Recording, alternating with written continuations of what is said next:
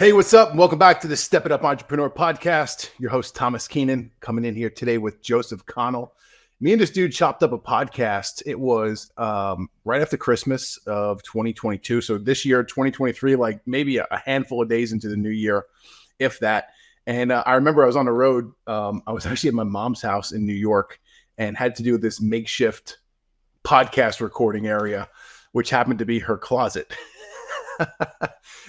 Just my schedule got all wonked up, and I didn't want to be that guy who pulled the plug on you and canceled the show. We made it work. Me being a guy who comes from the audio deal 20 something years ago, right? I always found that sound quality is important. So, okay, a walk-in closet, and I got a good friend of mine who does all of his podcasts in his closet at home. It tends to be an area that just deadens all the sound with all the clothes and stuff that's hanging in there, and it turns out to be a pretty decent recording for the most part. But with that wildness being said, man, I appreciate you coming in here. Want to learn a little bit more about you, a little bit more about the Lavahot podcast and how you're helping clients and getting in front of people there. We'll dive into your business. I know you're in the marketing space and kind of what that looks like for you. And with that being said, brother, just appreciate you coming in here, spending some time with me today. Yes, sir. Yeah. The funny thing about that episode is that, it's not necessarily the practicals or the environment. It really comes down to what the content is. Mm-hmm. And I would have to say that even though you showed up in a closet, you showed up and delivered. And I think when it comes to a podcast, the audio, that's the part that makes the most impact. Yeah, so it really is. It really is. Yeah. I don't know how you started, but I probably went the first year and a half, almost 2 years with no video. Yeah. It was let's just get in here and record. I don't care if the video is on or off. We're just going to chop up this podcast. I'm only going to use the audio portion of it anyway. And then as the show evolved, as my team evolved and grew too, as more money started coming in cash flow wise, it afforded me the ability to outsource and do the whole social media game with the podcast too, as far as the video editing and so on and so forth. So yeah. So when I got started, I built the studio. I bought, this camera, the Shure microphone, everything to be able to do the show. And then I waited. Like I just procrastinated. I did what a lot of people do. You go out and you analysis paralysis. I get all the equipment. So when I finally decided, I went down and saw a mentor and they were just like, look, you're in marketing, do the podcast. Mm-hmm. I committed to doing the podcast. Over that weekend, I booked, I want to say it was like 30 guests into about a 3-month period. I just like hammered it. It was like, I overcommit. Was the goal there. And when I got back to my market, I just found this local company, and that's what they do. They had a podcast bar. You walk in, they hit record, they do everything. I just have to show up and have my guest on there and record. So I just overcommitted to the podcast and just found a company that could do it for me. Yeah, that's pretty cool. I will say the way that you started, because there's a lot of people that they want to start a podcast, start there. Yeah. I mean, hindsight being 2020, I wish I would have started a year and a half ago. I wish I would have just, even if it was in a closet, wherever it was, I wish I would have got started way sooner, because it absolutely held me back. Not getting it started held me back. So, and I think that's how procrastination works. I think when you put off things that you should be doing, they really have like this impact, not only on what you could be achieving, but I think it also has this impact on you mentally. Like if you're setting a goal to get something launched, just do it. And I was fortunate to meet with a guy who has a very successful podcast just before doing the show. And he was just like, just get started. Just whatever you got to do, just get started right now. Like as soon as you can, get started. Commit now, figure the rest out later. Yeah. A lot of it has to do with reputation too. It's like, hey, you got to get the reps in so you can get good. So don't worry about all the fancy crap. Just go in there and start getting some episodes recorded, because that's the practice you're going to need. That's eventually going to get you good. And then once you're good, okay, cool. Now let's expand on it. And those same lessons apply in many other areas. I mean, dude, even look at marketing, right? I'm not a marketing expert. I wouldn't say it's not my trade craft, but I know enough to be dangerous, because you kind of have to know marketing in business, right? For sure. So when you go and you launch a marketing campaign, you may not have the initial budget or the means to go out and launch this massive, amazing thing that you're thinking of in your head. Same thing applies to the podcast, but that doesn't mean you shouldn't start. You shouldn't do any marketing whatsoever. Yeah. Right. Go out there and do something with it. I'm a firm believer too, that without marketing, there is no sales. Yeah. So you better get your ass to marketing. I'm a firm believer that marketing is senior to sales. Mm. My mentor is Grant Cardone, and that's just something that he preaches. Him being the godfather of sales, he preaches marketing is senior to sales. Because if you can master this marketing thing, it's an attraction thing. You know, the customer flow will come to you, the lead flow will come to you. Obviously, sales is important. You know, it's like water and oxygen. You need them both to survive. But you know, I've always kind of held on to that. And to go back to something you just said, just getting started, there is so many free platforms out there nowadays that nothing should ever stop a marketing campaign. Yeah. Because there's so many ways to get attention. You know, just even a simple podcast, even if you wanted to record and you just did it on your phone and you're shooting an episode, that podcast can go on Apple, Spotify, Google Play. It can be published on YouTube. You can put it on Facebook, TikTok, Instagram. There's just so many of these platforms, and they cost nothing. It doesn't cost a thing to publish it out into all these different medias. And it's just like nothing should ever hold you back from launching a campaign. So I'm right there with you. Commit first, figure the rest out later. 100%. 100%. Let's talk into marketing a bit. Like, where did you get your start in marketing? What was the attraction for you to get into and dive into marketing? And let's move it forward as well as like, who is the ideal client that you actually want to build marketing campaigns for? Yeah, sure. So my start in marketing, I actually stumbled into the industry. And I started with the Yellow Page company.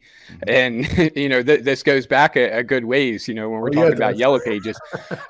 This was 10 years ago. A buddy of mine was working for a local Yellow Page company, and I was in between jobs, and he was just like, "Hey, come over here and work for the phone book." In my head, I was like, "Well, I don't want to deliver phone books. Like, that's not for me." I knew what I wanted to do. By the way, like I knew I wanted to work with business owners. I just didn't know at what capacity. And then I went in for the interview. It's like, hey, they're going to give you a signing bonus, and you're not going to be delivering phone books. You're actually going to be selling advertising, which made no sense to me because I was like, what advertising? And he said, well, the ads in the book, they're ads. Like people pay for those. And I had no idea that's how naive I was to the whole concept.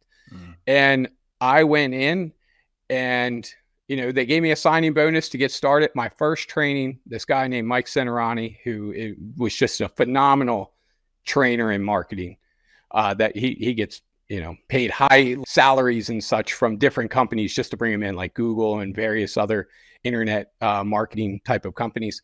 And right off the bat, I was like, oh, wow, this guy's doing exactly what I want to do. He's going in and he's consulting with businesses. It wasn't, hey, this is how you sell Yellow Pages. It was, this is how you go in and you understand the business. You understand their needs. You understand what they're trying to achieve.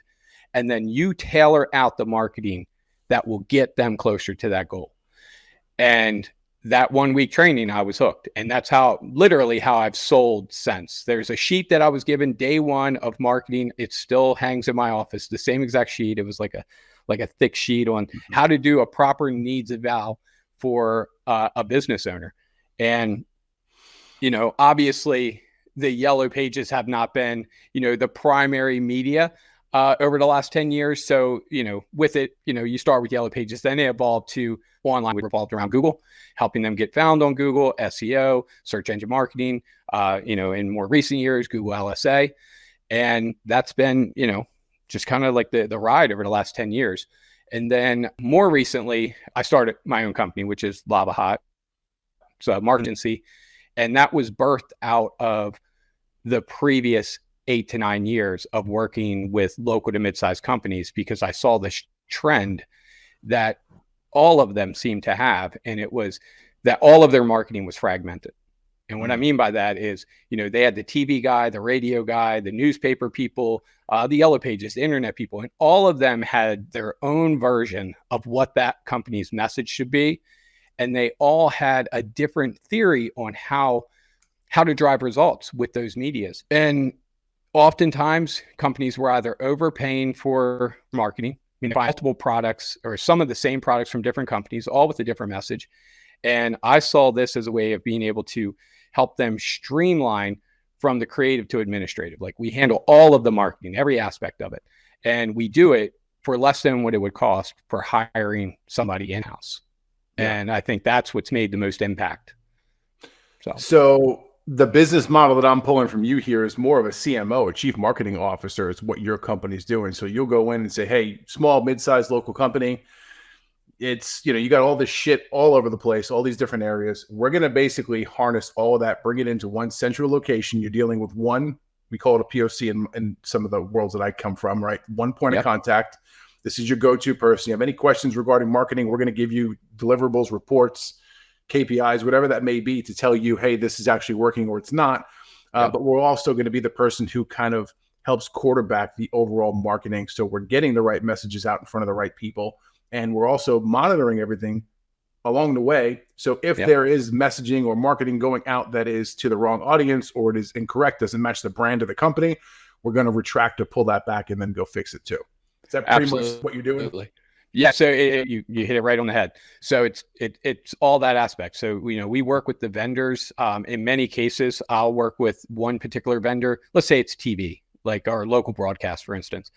I'll work with one individual and they will manage several clients. And it does two things. One, it makes it easier for us to manage because we don't have all these different contexts all over the place. But two, it gives us some sort of like collective buying power, because when you make a phone call on behalf of 4, 5, 6, 7, 8 companies, it's a little bit different when it's just, hey, we want to run a TV spot, right? So we just have better buying power, if you will, by making it like this collective group, which has been really great. But you're absolutely right. I mean, making sure it's going to deliver the results of what you're trying to achieve, and it's going to the right audience. So. Yeah, that's solid. There's a couple of associations that I've been a part of over the last couple of years where they do something similar with whether it's health insurance or, hey, we've got these employee benefits. So you become a member of this association, and now you have the ability to go buy in at our group discounted rate. So you come here, right? With our contact, they'll handle everything for you. We've already negotiated a lower rate for everyone who's a member. So similar way to do it. And I think it's pretty brilliant, to be honest with you. Yeah. Yeah. Yeah. I stole a little bit of the business model for my company from a good friend of mine who has a company called MyCore out of Florida. And what they do is they handle HR, payroll, employee benefits. Like they basically saw that same thing on the employee benefits side where, everything was kind of fragmented. They were calling AFLAC, or they were calling, their general health people, the dental, like it was all just all over the place. And they've streamlined the process. And then I said, wow, I could apply that to marketing. I already see the problem that occurs within these local to mid-sized companies. They're trying to manage these budgets and all of these different relationships, and they're letting them dictate what they should be buying, how they should be buying it, and what message should be going with it. And, just came up with like a really simple solution. The thing that we start with, I always say we start with what we call marketing optimization. So we just look at your entire marketing game plan. We look at how you're spending it, where you're spending it. We even take a look at like what type of products are being fulfilled. And we try to dig in with those vendors to see if they have any sort of reporting, which you'd be surprised how often business owners don't even know to ask for reporting, especially when it's like a digital campaign. There should always be some transparency there. You should always have an idea of like what type of conversions you're getting. And, 9 times out of 10, I would walk in and they would just be like, I don't know. The guy says it's working. And they're not getting the results they want. So we're having the conversation. Yeah. So when you start off with a client, because it's also similar to some of the stuff that I do, one of my packages is actually a fractional COO service for clients. Very cool.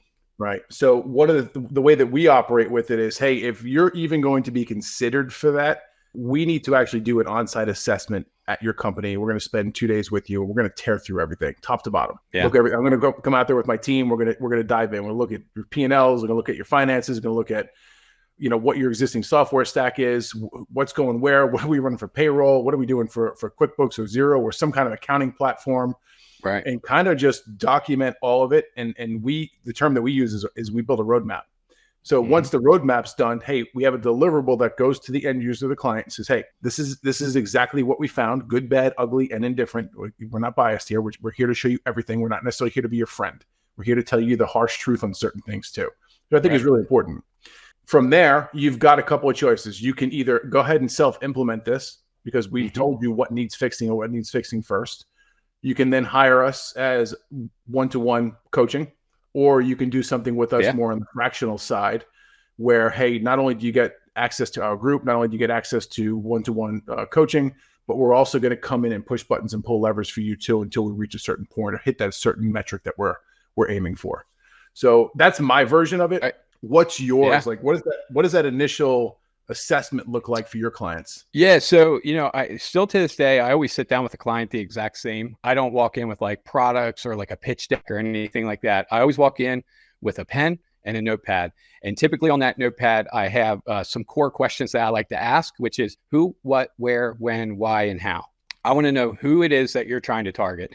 In some industries, I do a lot in the home service industry, like HVAC, plumbing, pest control. Like I've worked a lot in that arena. I typically know who they're really trying to target before I walk in the door, but I never want to guess. So I just, I'll go in there and I'll have down who most likely their ideal client is, residential, commercial, maybe some industrial.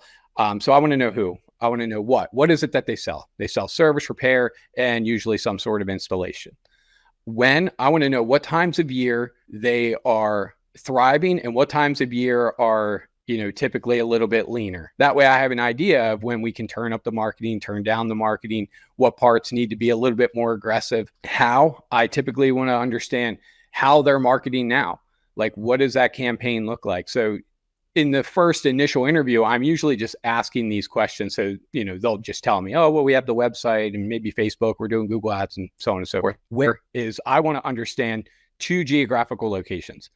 If you could dominate one highly focused local market, what would that be? And then if you could dominate a larger, almost regional type of market, what would that be? And in what area would of that regional market would you really want to hammer if you could right away? And from there, that typically opens up the door for me to start to be able to ask additional questions, like revenue-based questions, like, how many technicians do you have? What's typical service? Like getting the big picture of how much revenue there is. And I do the math right there with them. And, my goal is to try to understand what their revenue could be right now, within that year with the current staffing, without having to stress over staffing. And in some cases, it's not that they need more jobs. In some cases, it's they need the right type of job. Because especially over the last few years, I would run into this all the time where in the construction space, they would say, we're just slammed. We have jobs, going, left and right. And it's like, yeah, but are they the right jobs? Mm-hmm. Are you installing a window when you could be putting on a roof? Like, are they your big ticket? Like, let's focus on that. Like if all of your marketing, if every phone call was one specific type of customer, what would that look like and where would it be? And then from there, should it be something where, they're like, hey, let's progress this? Mm-hmm. Then I'll sit down and do more of that marketing optimization where, they pay the retainer if everything seems to make sense. And we'll go through and we'll look at every aspect of their marketing. I'll make recommendations on how to make some adjustments, how to reach out to your vendor and make those adjustments. Or if you want to keep us on full time, we're running a campaign, then we just, we adjust the retainer and it just becomes a monthly retainer. Yeah, got it. So awesome. There's a lot to unpack there. And I think you got a really good system of way too. So my question to you, monthly versus hourly, and you're kind of saying, hey, this is a retainer deal. You got to pay the retainer and then we work off of that. Yep. So when that in the business model, are you actually tracking hours that you're spending for each client and basically knocking them off the retainer? No, I don't. No. So I just set it as like, hey, this is how much it's going to be every single month for us to manage all of your marketing. Mm-hmm. And it varies. It typically is a percentage of your total advertising spend. So like I've worked with some companies where, they have a $70,000 marketing budget. I'm not going to hammer them for 30 grand or, 60 grand or 70 grand. Mm-hmm. It's typically going to be appropriate to what that spend level is, because in some cases, the marketing that you purchase, I'll give you a good example. Yellow Pages, for instance. Yellow Pages in my market, believe it or not, actually still works rather well. It's funny. In 2023, I say it's like a cuss word, but it's a source of leads that is usually just really low cost. Mm-hmm. It's so adjusted for where we were 10 years ago. 10 years ago, like a full page was $10,000 to $15,000. Now they're basically giving it away if you buy something digital from these companies. They'll just give you the ads and you just get all these leads for free, right? I mean, I might want to, I'll see the tracking. If we assign a tracking number to it, I'll provide it into the reporting, but there's not much I can do outside of that for the Yellow Pages at that point. Or if we place a billboard and it's going to be, you know, a 2 to 3 month run or even longer, there's not much more I can do from that. But what I can do on the front end is look at all of the marketing pieces and try to adjust where I can to try to make the most impact overall. Here's what I like about what you're doing, right? And this is just my perspective. Marketing is a very broad term, and you're probably fully aware of that. Yeah. Right? A lot of people call themselves marketers, and there's all different sorts, all different kinds. And I mean, even just in the digital marketing space, you can go in many directions. Yep. But from what I'm hearing from you, which I think is unique to you, and this separates you from 99.9% of every other marketer I've had a conversation with, is you're also willing to do stuff more in the traditional realm of marketing.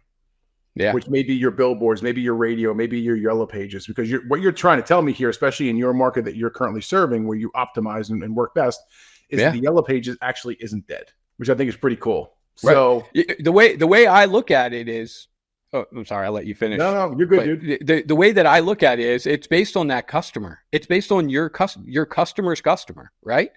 If, let's say, bathroom remodeling, there's not a lot of 30-year-olds that are doing bathroom remodels.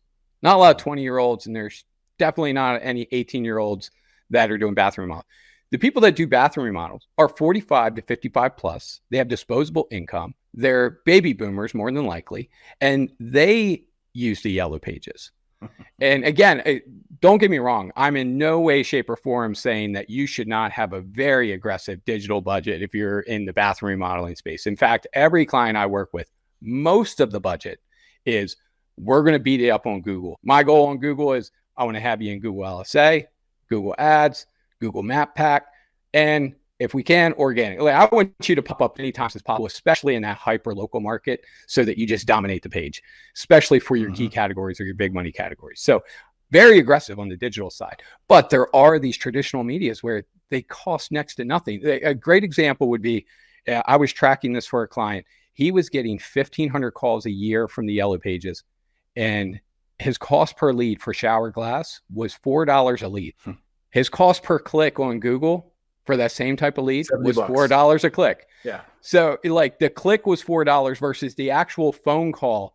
And what I always say about a Yellow Page phone call, it's very similar to Google. A Yellow Page phone call is somebody who needs it, right? Nobody would ever pick up that book because they want to read it.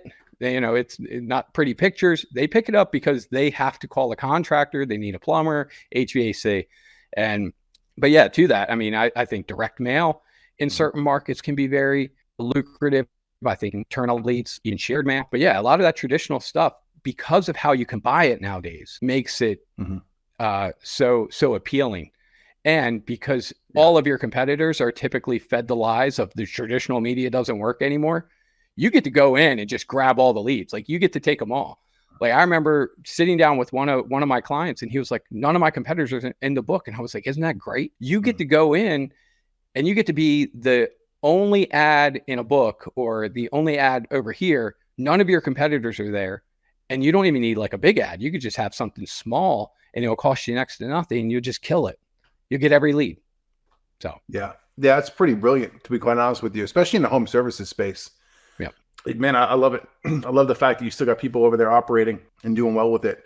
Let's switch a little bit more to the digital side of things, because you're still heavily involved over there. So here's my question to you: if you're going into an existing company that's, you know, maybe not, they're not this new startup, maybe they have an existing software stack that they are like deeply embedded in and ingrained throughout their company. When you go into a company like that, are you saying, hey, cool, we can use your existing CRM, or are you more so of the like, hey man, I'm not the expert with XYZ CRM that you guys have had implemented for the past 5 years. There's much better shit out there that we're much more familiar with. So we're going to use this and somehow make it all work. Like, what's your methodology there?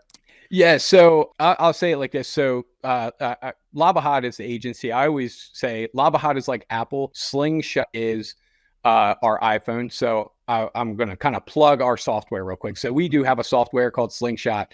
It's a marketing automation and business software that we typically put every client on. And not every client needs to be at every single tier. Like there's a CRM feature. If you have a CRM that you're already using and utilizing, it's been ingrained in your business over the last 5-10 years, I'm not going to come in and try to like, monkey around with, what you have going on your day-to-day operations. But what I will do is look to see, okay, well, within that, what capabilities does it have? Can we do email marketing? Can we do email blasts? Can, we do text? Can we do different things that connect us to that customer? And I'll look for the features within our software that they don't have, and I will typically put them on our platform. But yeah, absolutely. I mean, most of the clients I work with already have a pre-existing CRM, and my goal is to just continue to pump more into it. So yeah, that makes sense. It's, especially what you're doing, if you guys are really controlling the marketing aspect of it from that CMO, chief marketing officer position, this is my theory here, right? Or my thought process on it. It's almost irrelevant as to what platform that you're operating in that actually garners or creates the leads or attracts the leads. Yep. From there, I mean, if anyone knows anything, if it wants to be a nerd here, I mean, you can take any CRM and pretty much import that data into any other CRM with a CSV file, a download, upload, or you can get a little fancier and go put a Zap together and make these two pieces talk to each other. Right. So if you got and I think it makes a lot of sense. If you got a client who's got workflows and sales processes and pipelines and stuff built out into one CRM, or they've got this fancy thing that is very industry specific, that happens too, especially in home services space. Yep. Right. Like why bother going over there and fucking with that when you know that your tool is going to just make things happen and you're going to operate more efficiently over there. Your team's going to operate more efficiently over there. And then cool. Once we got this lead, we have all our tracking analytics, our data in here. We can get our reports out to the client as well, but we're also going to send that lead right over to the CRM where they're comfortable operating. Yeah. Yeah. And what I've typically have seen is when a customer comes in the door, even though I funnel everything into Slingshot, like that's my goal, is to just get everything into Slingshot. When they onboard that customer, meaning they reach out to them, they call the lead, or they got the form fill and they call the customer, they're always putting it into that CRM as well. And to what you just said, where you can just pull a CSV file, that works both ways. Like we can definitely set it up through Zapier as well, where if they're on the network, we can cross that over, or we'll just pull a CSV file and just shoot it over to them. The other cool thing is if you have a pre-existing customer base and you just need to get them into our system, one thing that we'll typically do on the onboarding is we will ask the type of customers. We'll have them pull a report of current customers, past customers, and proposed customers, meaning they're not quite a customer yet. That way we can tag each one of them. So when it goes into the system, you can send out different messages based on that customer. Yeah. Let's nerd out in that a bit, because what you're describing to me is and how it was taught to me years and years and years ago. I won't even tell you how long ago, because I'll date myself. But that right there is segmenting your list. Yep. Right. And there's lots of different ways to do it. And the most common is via a tag. So get this whole list. Let's say it's 1,000 people, right, into the CSV file, add a column in there. And in that column, you're going to have one of three tags: lead, customer, or I don't know, whatever the hell you want to make it up, right? Those are your three tags. You can apply those tags inside the CSV file, which is just a simple Excel spreadsheet. And when you upload them into the new CRM platform, it's automatically going to apply the correct tag to that person. Yep. Now, when we're building workflows or campaigns, we can use that tag to say, hey, if the person comes through this workflow and has this tag, send them this message. But if they don't have this tag, send them this message. So absolutely, it's a high level of marketing. I don't see it that often unless someone really knows what they're doing. But it really allows you to send the proper messaging out to your clients when they interact with you or a lead, so on and so forth. I use a small version of it with the events that I run. So anyone who's come to one of my events, and I usually hold 3 or 4 a year here in Dallas, you have the option to purchase a general admission ticket, or you have the option to purchase a VIP ticket, which adds some bells and whistles and some more interactive time and a fancy dinner and stuff to it. Right. So the messaging that and I'm going to give the price points here just to drive a point home. It's $497 for general admission, and it's $1497 for a VIP. Okay. So if you spend $1,500 with me versus $500 with me, I'm going to speak to you and interact with you at a much higher level from the get-go. Right. And my CRM platform allows me to segment who purchased what based upon the tag, and I can send out different emails and text messages to those people. Plus, there's other things that go on there too. So, for instance, if you come to the event and you're a VIP ticket holder, I'm going to be sending out more communication to you because there's after hours activities that we're doing. We're going to a dinner. We're going to have a quick meetup here or there. So there has to be additional communication that goes out to you as well. And if you set the platform up correctly, and I'm a firm believer, like I almost don't give a shit what platform you use. I have my own choices that I am very fond with. Yeah. I rather see a client have something in place rather than nothing. Right. And then go use it. Right. Because if you have the latest, greatest, most expensive, flashiest piece of shit software sitting in the corner that no one ever uses, like it's completely useless at that point. Yeah. You know, one thing that we do, and I'll say Slingshot, when I put that together, it wasn't actually for my large clients. Like I knew every client was going to be on Slingshot if they were part of the agency, but it really was put together for that local to mid-sized company. I'll give you a little backstory of the name. So the name I came up with after reading the book, I think David and Goliath by Mel Gladwell. And I just, in my head, I just kept having this picture that, you know, local to mid-sized companies, they go up against their Goliaths. You know, they go up against, you know, if you're a local pizza shop, you're going up against Domino's. If you're a local plumber, you're going up against Roto-Rooter and some of these big national and regional size players. And these guys have budgets. You know, they have marketing budgets. They have all the technology we're talking about, like tried, true, tested. They already have workflows and automations. Like all this stuff is like pre-baked for them when they, you know, walk in the door. But John's Plumbing, he doesn't have that. He's running his customers from a Rolodex, and John wants to be able to just hire, you know, a few guys and be able to, you know, put food on the table and put food on their table. So we built it as a system where we could really put it in the hands of anybody, you know, a simple tool that they can go and fight against their Goliath to really compete for their market share, their piece of the pie, their piece of the market.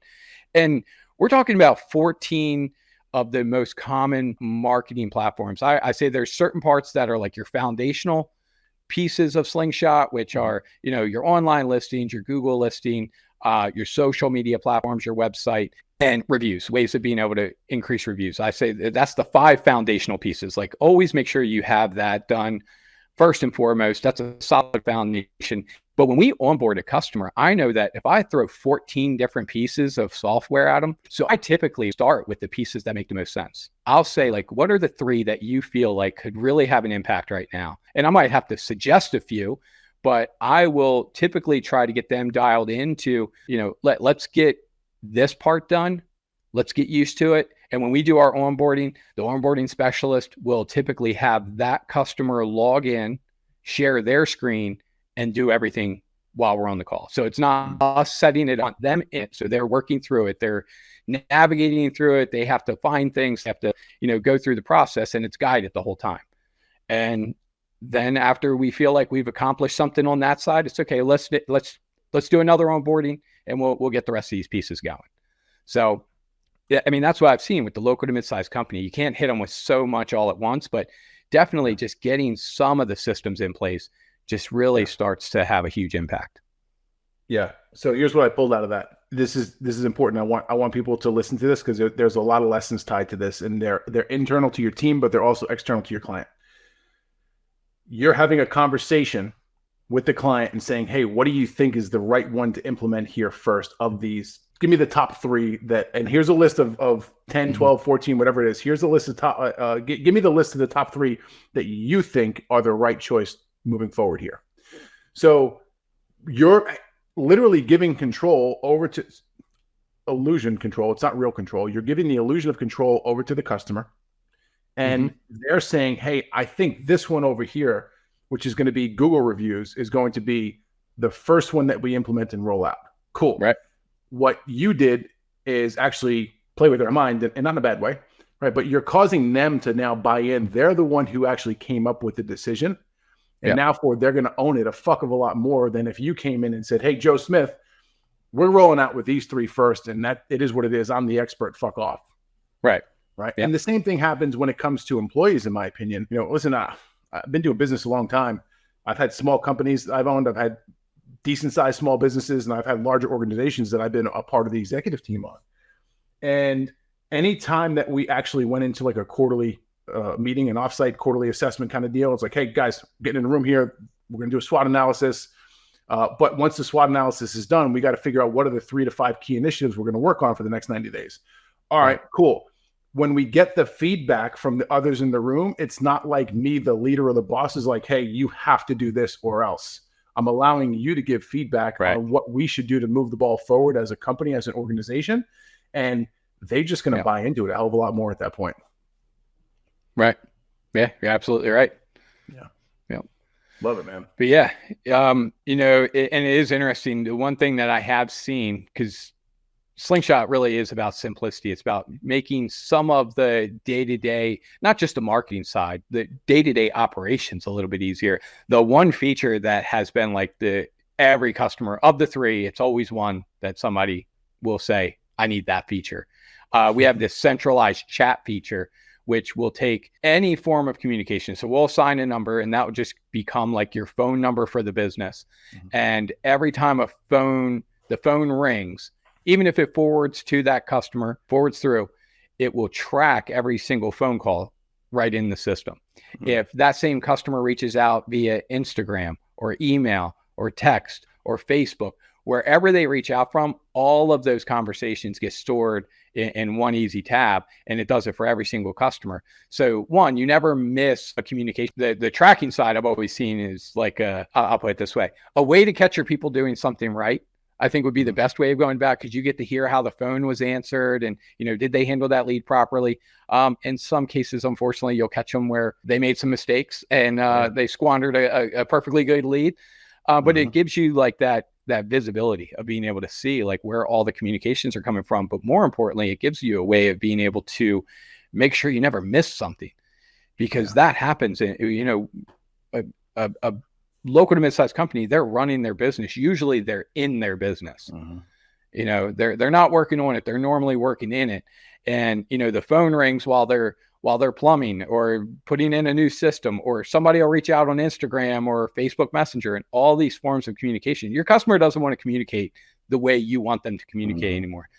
There's like, we have it listed. It's about 15 different ways that they want to be able to try to run your business or do business with you, whether that's chat on Google or text and email, like all these different forms. They want to be able to do it on their terms. And there's a certain portion of the demographic that they want to buy it now. They don't want to have to call. They want to just push a button and say, buy now. And I've seen that even in home services, that there's certain services that you can list. I work with a pest control company. We put together a year's worth of pest control or a season worth of mosquito. You can go there, just click a button and pay for it. And you don't have to interact with anybody, which is incredible. Like, they'll get you scheduled. You can even schedule it virtually. And I always say to that on that side, those type of customers, you should always have something in place for that small demographic that likes to do business that way. Because if you don't, then you just exclude that entire demographic entirely. Yeah, man, I agree with you. So what I'm picking up from you here, and this is something that I like to practice as well and help my clients with as much as possible, is that it is important for you to be omnipresent when it comes to communication, right? So if a client reaches out to you on Facebook Messenger, interact with them there. If they reach out to you on Instagram DM, interact with them there. Don't try to pull them over to your preferred method of communication, which may be text, maybe a phone call, it may be a Zoom call. So it's one of the processes that I put in place, even in my own company. It's like, hey, someone like let's say you introduce someone to me who's like looking for a one-to-one coach or consultant kind of deal. Cool. You hit us up with the text message. It's a group. It's a 3-way text. Right. You come in here. Joseph is like, hey man, Thomas, I got this guy. You should meet him. Cool. Do your thing. Boom. You kind of just hand him off to me. The first thing that I'm going to do is basically thank you for the introduction. Right. That's step one, because it's just common courtesy as a decent fucking human, I think, in this day. Right. So number two, I'm going to say hello to whoever it is that you introduced me to. Right. And then I'm going to ask them, hey, would you like to continue chatting here, or do you have a preferred method of communication? Right. And whatever that person says, if that person's like, hey man, give me a call sometime later today, well, I'm going to pick my ass up and make a phone call. That person says, hey, I'd like to schedule some time with you to have a Zoom conversation later in the week. Cool. Here's a calendar link. Book it on your own, and it's going to automatically create the Zoom link and all that crap for you.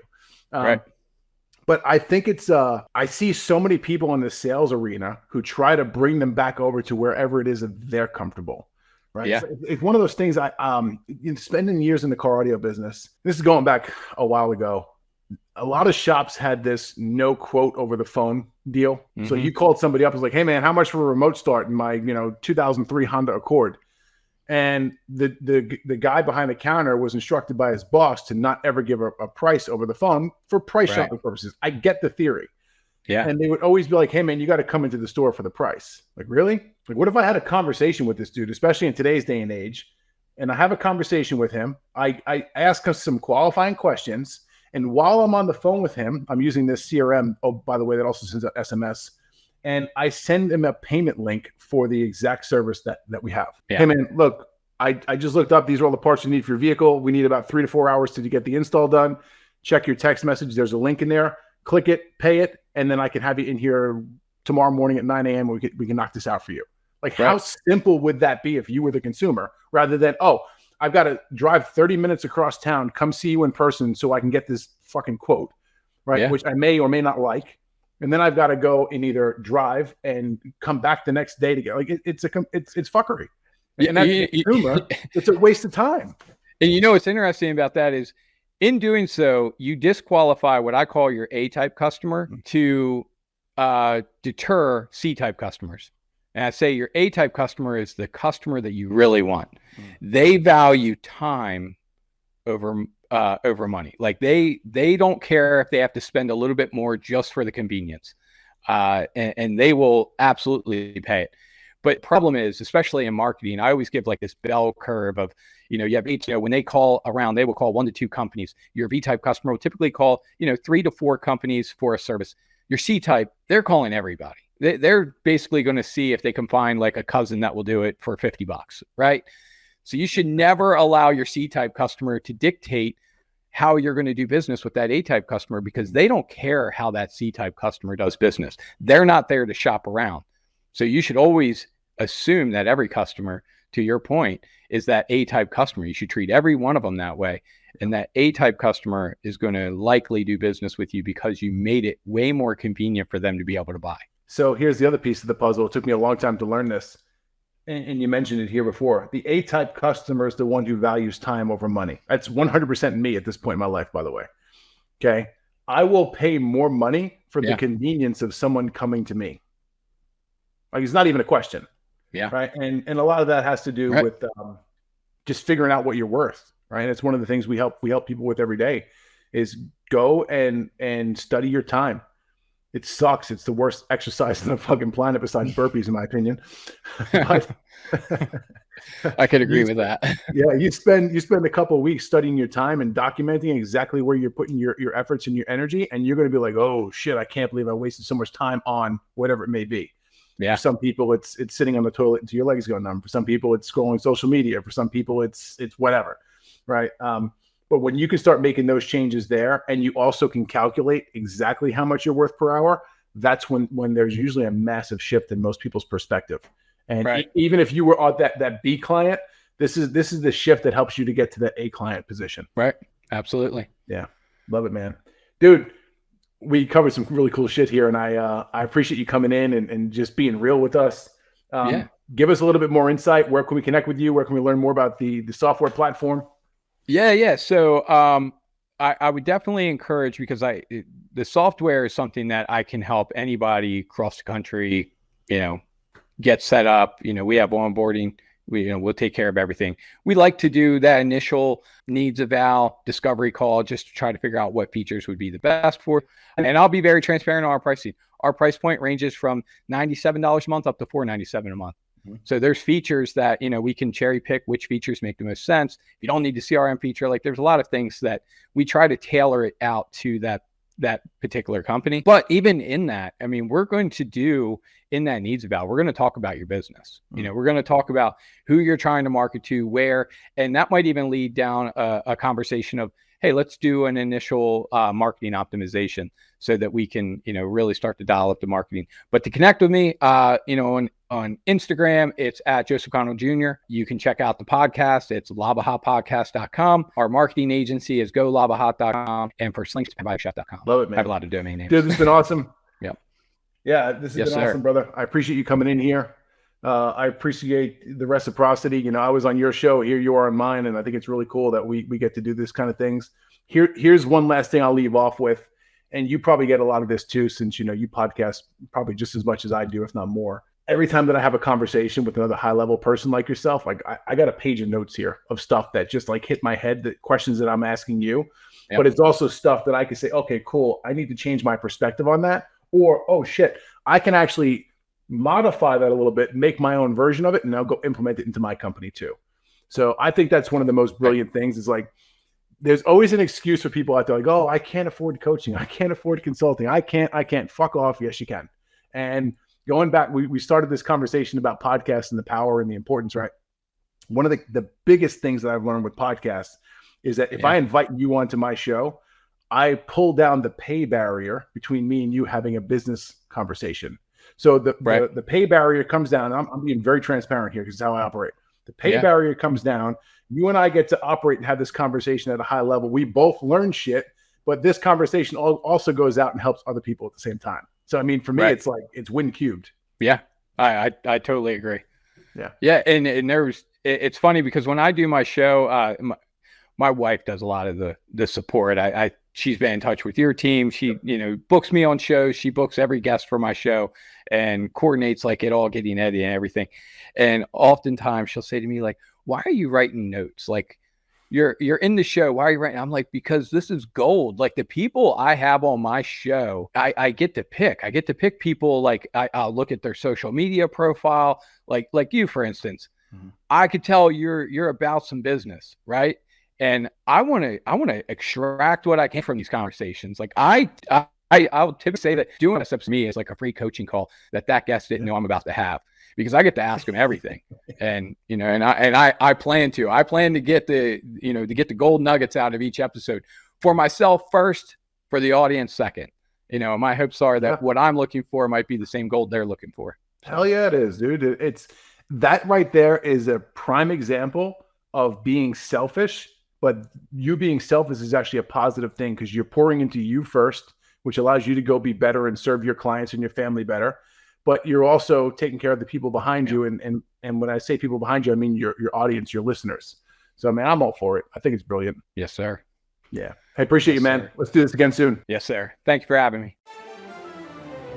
Thank you for tuning in to the Step It Up Entrepreneur Podcast. Make sure you head over to stepitupentrepreneur.com and make sure you subscribe so you never miss an episode of the Step It Up Entrepreneur Podcast.